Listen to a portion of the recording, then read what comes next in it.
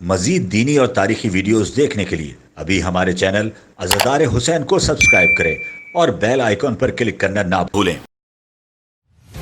سن 61 ہجری میں عراق کی سرزمین میں صحرا کا کنارہ، نہر فرات کا مغربی علاقہ، جہاں لاکھوں لوگ ایک مرد کے مد مقابل کھڑے ہیں۔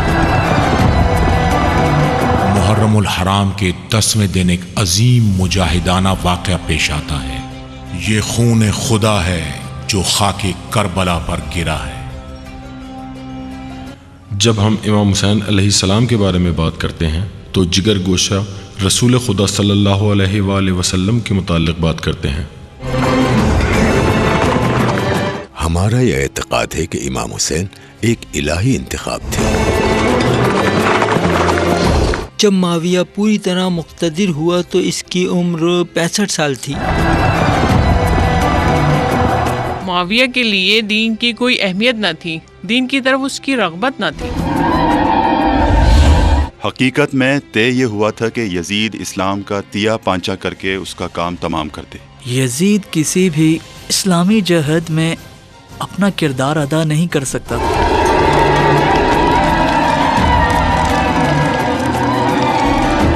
اس تمام عرصے میں وہ نہیں چاہتے تھے کہ یزید کی بیعت کریں۔ مجھ جیسا یزید جیسے کی بیعت نہیں کر سکتا، یہ امام نے محکم انداز میں اپنا نقطہ نظر بیان کیا۔ انہوں نے ارادہ کیا کہ اپنے موقف پر ڈٹے رہیں گے، جانتے تھے اس کا انجام برا ہوگا۔ صدائے عاشورہ نے دنیا کے ہر مذہب اور ہر ملت کو اپنی طرف متوجہ کر لیا۔ عزت کی موت ذلت کی زندگی سے بہتر ہے۔ اس مرد خدا کے اس عظیم مجاہدانہ اقدام کو آج 1400 سال گزر چکے ہیں۔ یہ کربلا ہے، ہزاروں عاشق زائرین کی وعدہ گاہ، اور ایک ہی نام ہے جو سارے دلوں پر کندہ ہے اور ہر زبان کا ذکر ہے، حسین ابن علی۔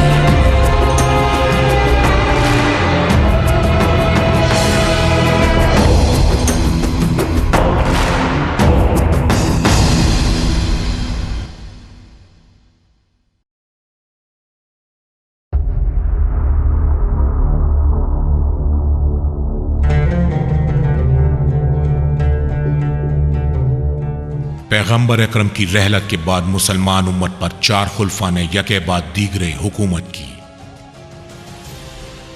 آخری خلیفہ کی حکومت کے اختتام پر معاویہ حکمراں بن گیا اور مسلمان امت میں بعض اساسی تبدیلیاں رونما ہوئیں۔ معاویہ کا دور مسلمان معاشرے کے ادارتی نظام اور اسلامی حکومتی نظام میں معیارات اور اصولوں کی تبدیلی کا دور تھا۔ حکمراں طبقہ ظاہری اسلام کو باقی رکھے ہوئے تھا، لیکن دین اسلام کے باقی مسائل ان کی دنیاوی زندگی میں رکاوٹ اور مشکل ساز تھے۔ حقیقت میں معاویہ ایک بادشاہ تھا اور سلطنت کا دلدادہ تھا، پیغمبر اسلام کا جانشینہ تھا۔ تاریخ یعقوبی میں معاویہ کے بارے میں ایک روایت ہے کہ وہ کہتا ہے، میں سب سے پہلا بادشاہ ہوں۔ وہ بادشاہوں کے قصے سننے کا شوق رکھتا تھا۔ عبید بن شریعہ اور دوسرے تاریخ دان آدھی رات تک اس کے پاس بیٹھا کرتے تھے۔ وہ لوگ اس کے لیے بادشاہوں کے قصے کہا کرتے تھے۔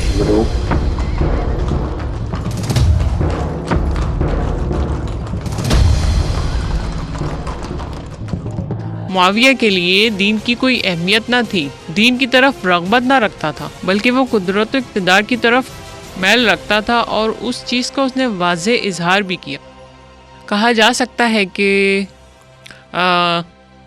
دور کے مکار سیاست دانوں کی طرح تھا، اپنی تعریف کیا کرتا تھا۔ اس نے علی کو صلاح کیے بغیر شکست دی ہے۔ وہ خوش تھا کہ کس طرح اس نے شہد کو علی کے خلاف استعمال کیا ہے۔ شہد سے مراد رشوت ہے جو اس نے علی کے قریبیوں کے لیے استعمال کی۔ بنی امیہ اس قدر جڑ پکڑ چکے تھے کہ معاویہ نہ صرف پیغمبر کی جانشینی کی بات کرتا تھا بلکہ کہتا تھا کہ میں خلیفۃ اللہ ہوں، یعنی ارض پر خدا کا خلیفہ اور اس کا جانشین ہے۔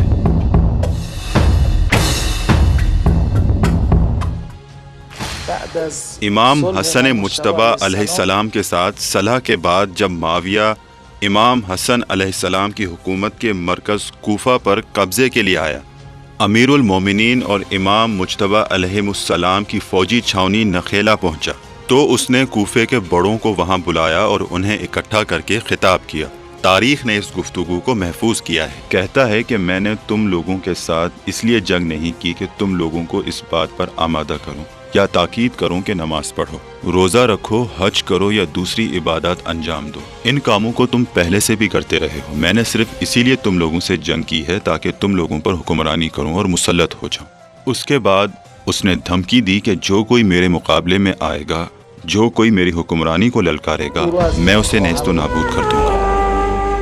امام حسن علیہ السلام کی شہادت کے بعد بہت سے افراد نے ان کے بھائی امام حسین علیہ السلام کے ساتھ بیعت کرنے کی خواہش کا اظہار کیا، لیکن امام نے فرمایا تم پر خدا کی رحمت ہو، اپنے گھروں میں رہو اور جب تک معاویہ زندہ ہے اس بات کا خیال رکھو کہ کسی بدگمانی کا شکار نہ ہو جاؤ۔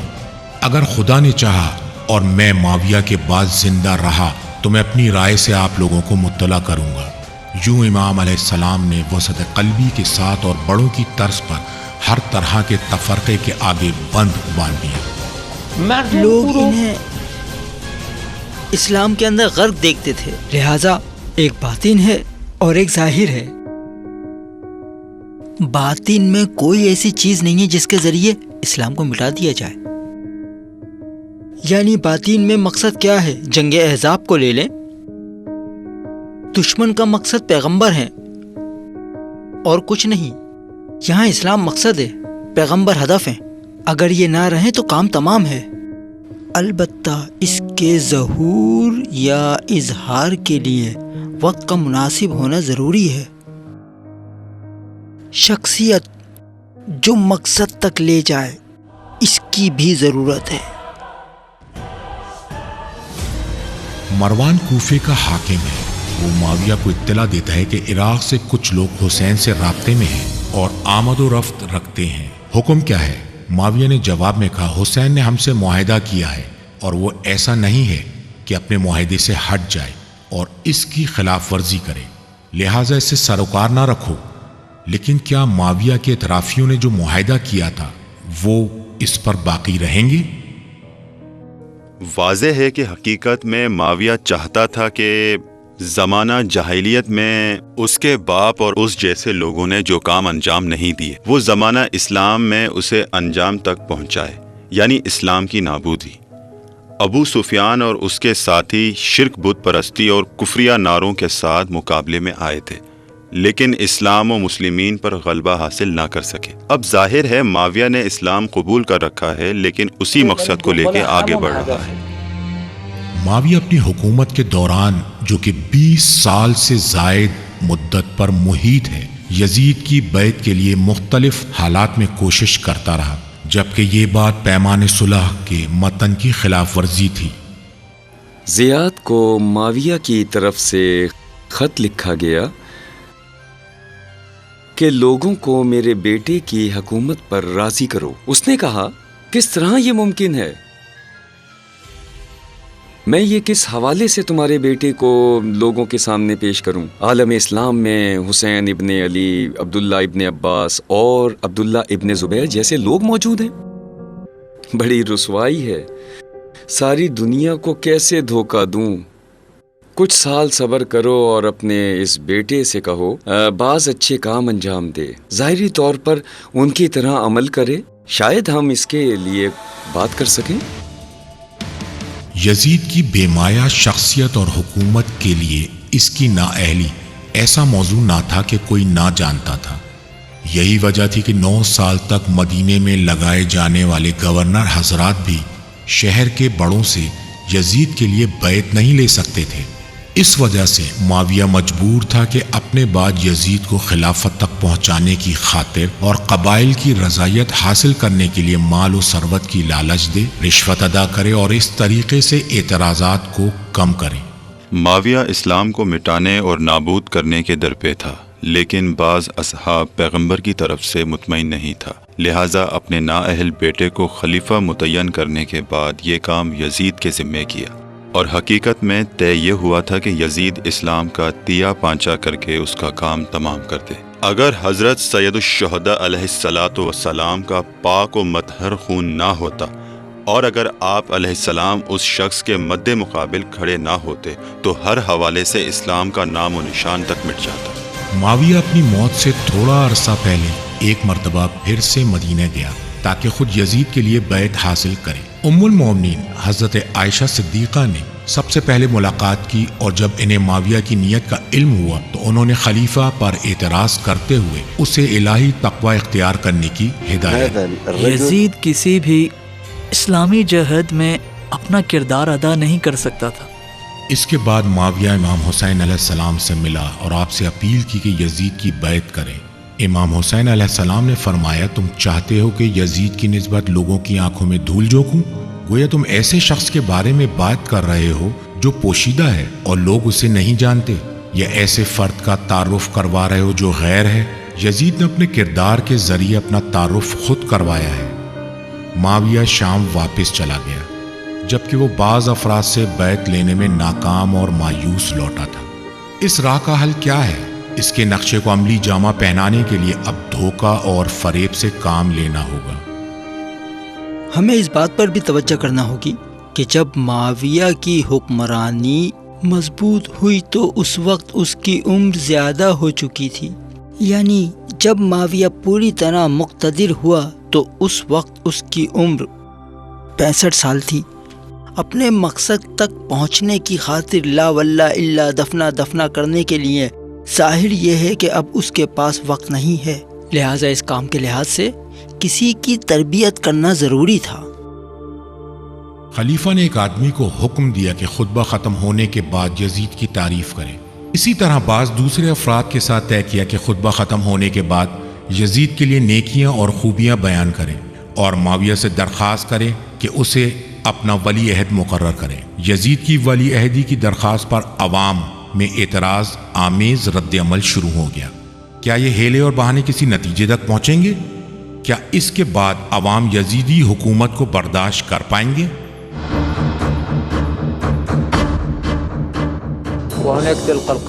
یہاں اس خلیفے کا ایک مشہور واقعہ ہے کہ ایک آدمی نے کہا یہ خلیفہ ہے، یہ کہہ کر اس نے اپنی تلوار کے ساتھ معاویہ کی طرف اشارہ کیا۔ پھر اس نے کہا اگر وہ اس خلیفے کا آدمی ہے، یہ کہہ کر اس نے یزید بن معاویہ کی طرف تلوار کے ساتھ اشارہ کیا۔ پھر کہتا ہے کہ جو اس بات کو قبول نہ کرے اس کی میرے ساتھ جنگ ہے، یہ کہہ کر اس نے تلوار عوام کی طرف کر لی۔ معاویہ نے اسے کہا بیٹھ جا، تو عرب کا سخنور ہے۔ اصل میں قبائل کے سردار وہ لوگ تھے جن کے لیے مال دنیا کے سوا کوئی چیز کوئی قدر و قیمت نہ تھی۔ معاویہ نے مال و ثروت کے خزانوں کے منہ ان کے لیے کھول دیے تھے۔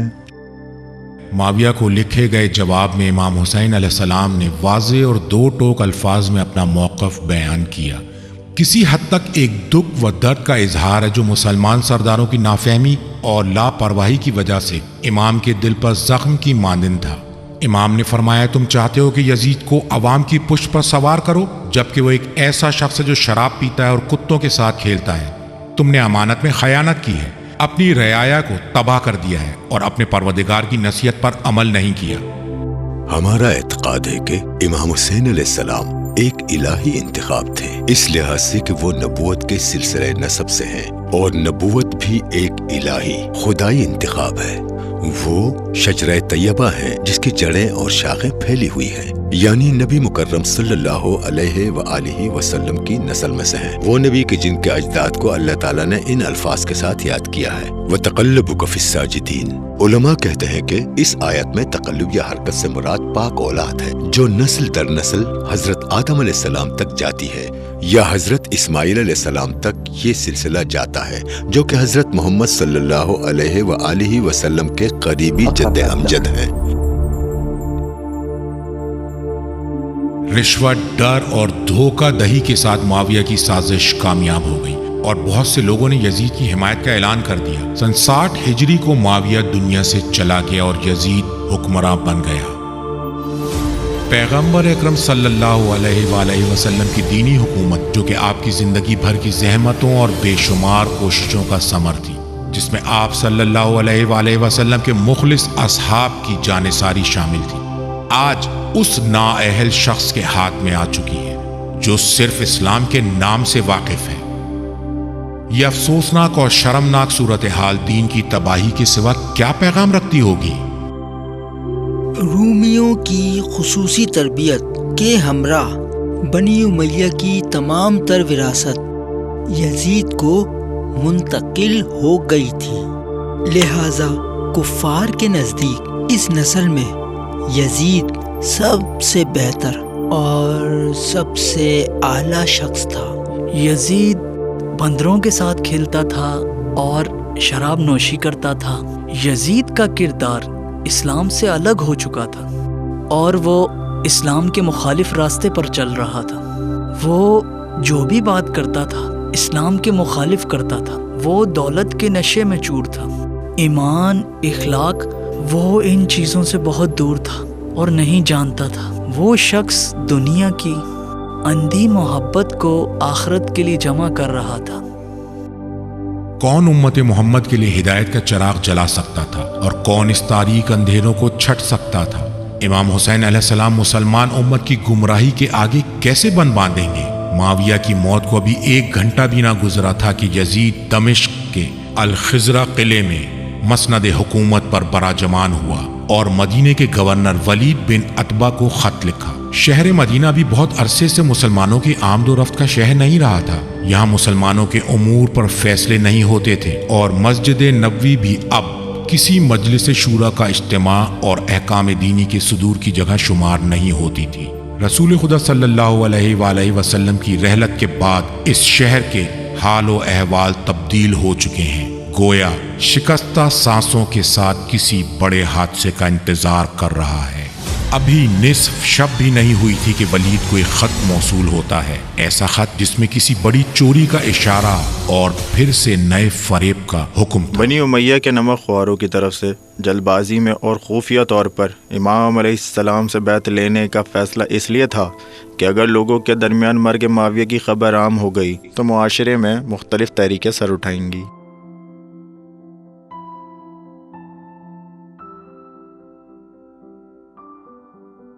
और इस्लामी माशरे की तश्कील के लिए लोग जमा होना शुरू हो सकते हैं। ये बात बनी उमैया के मुफादात के खिलाफ थी। यजीद के बाप ने इमाम से जो मुआहदा किया था इसके बरखिलाफ यजीद ने इमाम से बैत का मुतालबा किया। मालूम होता है कि वो इमाम अलैहिस्सलाम की पायदार सीरत से बिल्कुल बेखबर था। इस सारे अरसे में इमाम चाहते थे कि वो हरगिज यजीद की बैत ना करें। इस बात पर इसरार था, वो यजीद की बैत नहीं करना चाहते थे। यजीद ने गवर्नर मदीना वलीद को खत लिखा कि बेखौफ होकर हुसैन इब्ने अली और अब्दुल्ला इब्ने जुबैर के बैत का मुतालबा करो। अगर वो इसका इनकार करें तो इनका सर काट दो। अब्दुर्रहमान इब्ने अबी बकर और अब्दुल्ला इब्ने उमर भी उन अहम शख्सियात में शामिल थे जिन्होंने यजीद की बैत ना की थी, लेकिन यजीद ने उसके साथ सुलूक का तरीका अपने बाप से सीख रखा है और उनके बारे में उसे कोई परेशानी नहीं। मजीद दीनी और तारीखी वीडियोस देखने के लिए अभी हमारे चैनल अज़दार हुसैन को सब्सक्राइब करें और बेल आइकॉन पर क्लिक करना ना भूलें।